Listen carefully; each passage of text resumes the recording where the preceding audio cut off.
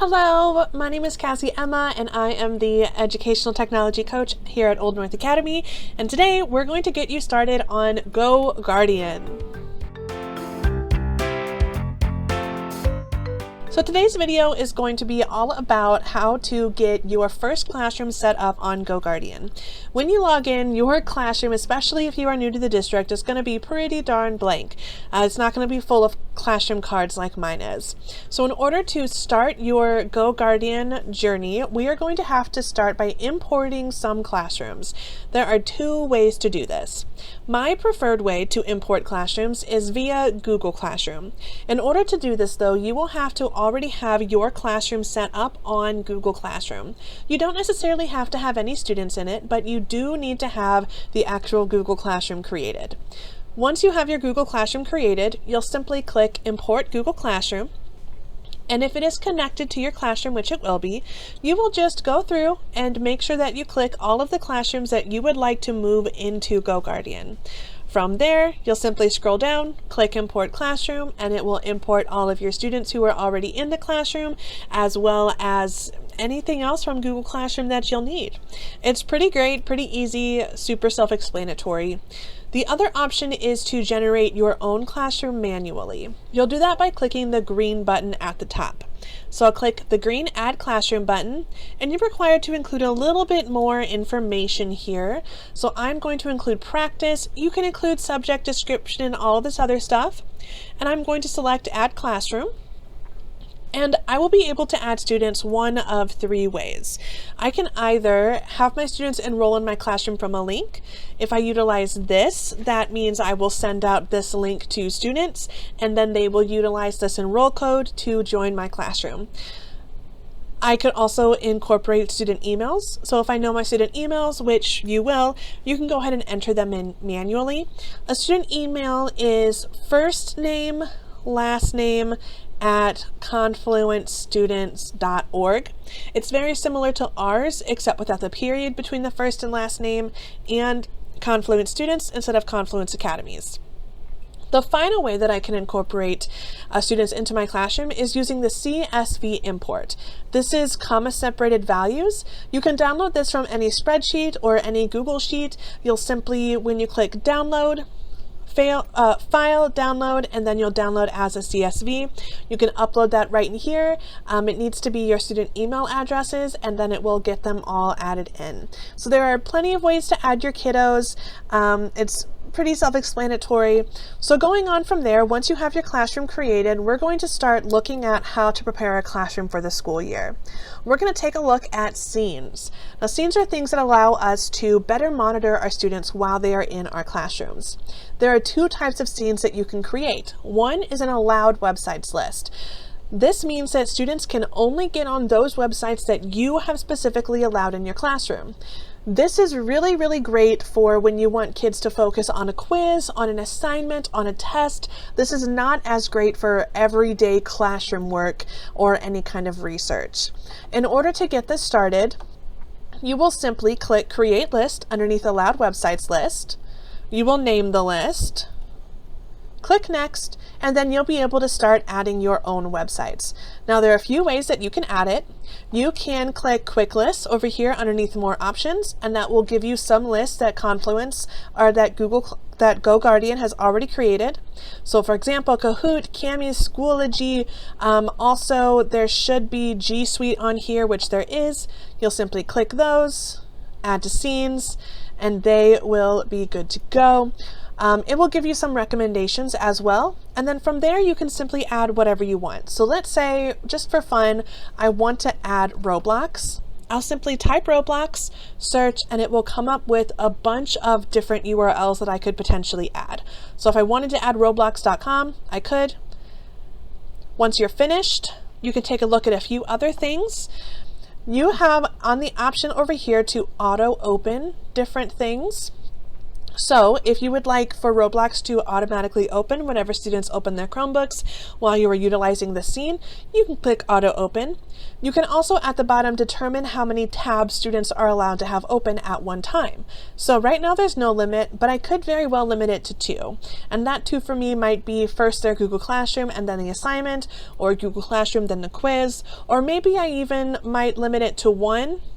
And then change this so that it auto opens the quiz that we're going to work on that day. This is really fun. This is really great. Again, perfect for quiz, tests, assignments, assessments, other things like that. The next one we're going to take a look at is the blocked websites list.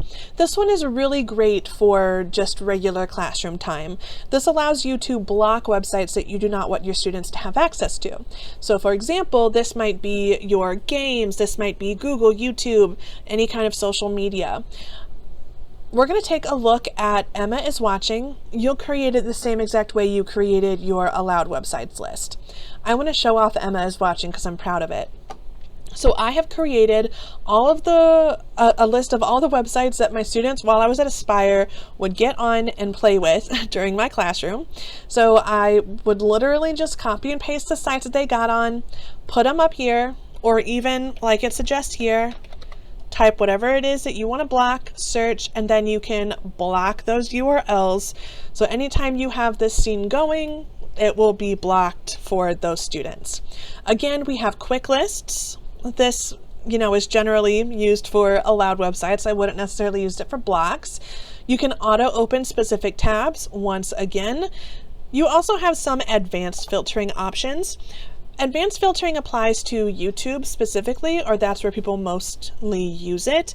You can apply exceptions for YouTube. So if you want to block YouTube except for this one science video, this is where you would enter that exception. And then finally, once again, you can scroll down and there are options for how many tabs you would like your students to have open at one time. Mine is on 3. So now that we've taken a look at scenes, let's go back and figure out how these can be utilized. So I'm going to click on Classrooms, and you'll notice that on these cards I have down here where it says go to class, there's an arrow. These are classes that I have going currently. I can go in, since I do not have 5th grade right now, I am going to go to class, and I'm going to go ahead and end that session because I don't want to accidentally mess up some other teacher's schedule with her students. So I am going to go to 5th grade all, and I'm going to start class. Before I do that though, I notice that it's on 60 minutes. I would like this class to be for 90 minutes because that's how long I have the students in my class. So 90 minutes, start class, and then you will be able to see all of your students populate, and you will be able to see their screens and all of that fun, amazing things. Because I do not have any students currently active in GoGuardian, we will not be able to play with the individual abilities, but I do want you to know that when it comes to the students, you are able to open tabs for them, you are able to close tabs for them, and you are able to directly chat with them. You can also take a screenshot of what they are looking at and you can view them later, which is really great, especially if you have a student who is constantly off task. You also have options here. You can make an announcement. This announcement will go to the entire class and it will appear as a bubble in the center of their screen. They will not be able to remove the bubble until they click it's either okay or heard it or got it or something. They will be able to click that after they've read the announcement and it will go away. You can also open a tab for students or the student. You can either click this checkbox and check all of your students. So I'm going to click offline and select all of offline, and I can open a tab. You can copy and paste a tab. You can type a tab in if you already know. So for example, classroom.google.com, and then you can open tab. You can also always check if a website is blocked by your admin, so that way you can determine if that's the website you want to use or if you need to talk to your tech coach about unblocking it. You can lock and unlock a device, which basically means you're allowed to restrict a student's ability to access the internet. They will not be able to get on Chrome if their device is locked. You can exclude from session. This is really great if you have students who are being removed to work with other educators or other learning specialists. This will basically make it so that any announcements you send out and any tabs you open will not go to that student. That being said, you will also not be able to see their screens or what they are working on. So it's kind of a tricky thing to work through.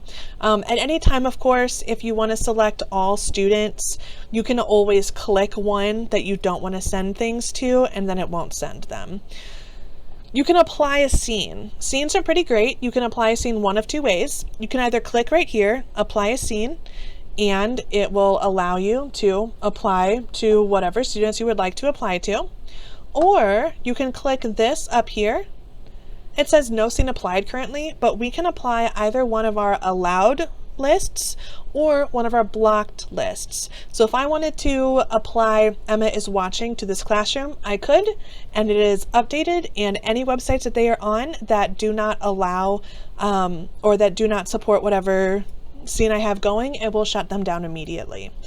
So that is really great. My one piece of advice for you regarding this is once you are finished with your class, to go in and do one of two things. Either completely end your session, so that way you no longer have you're no longer looking at this classroom, you're no longer having that scene applied, or simply disabling the scene.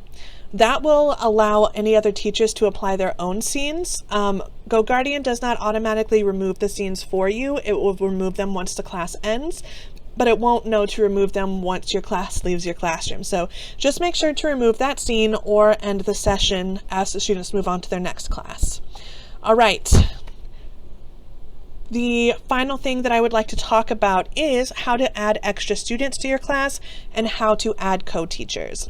Co-teachers are really great to add to your class when you are going to be out for a day and you know that somebody is going to be subbing your class, when you have a SPED teacher or another learning interventionist who needs to have access to your classroom, or for your principals, your admin, if they are going to be popping into your GoGuardian just to check on their frequent flyers. So to do that, we are going to simply select settings on any of our classes, and all of the settings that are available to us will pop up. We are going to scroll down until we see Add Co-Teachers, and that will take us to the Add Co-Teachers screen. And so you can see right here that I have Dr. Boxley added to this class as well as myself. You can add a teacher. You'll type in their email address. So if I wanted to have Laura Holt, and it will automatically search as you go through since we are connected to Google. And then you'll select their classroom role. An owner is somebody who can delete the class. A teacher is somebody who can apply scenes and start the class, but they cannot delete the class. And a helper is someone who can simply see what's going on in the classroom. So you'll determine where they want to be and then add your teacher. From then, your teachers will be able to see that you have added them once they go to their GoGuardian homepage. You'll also notice here that we have access to the students. So this is one way to access it. Go to teachers and then select students. The other way is to basically repeat what we've done before. So settings, underneath co-teachers is add students, and you will go to the same place.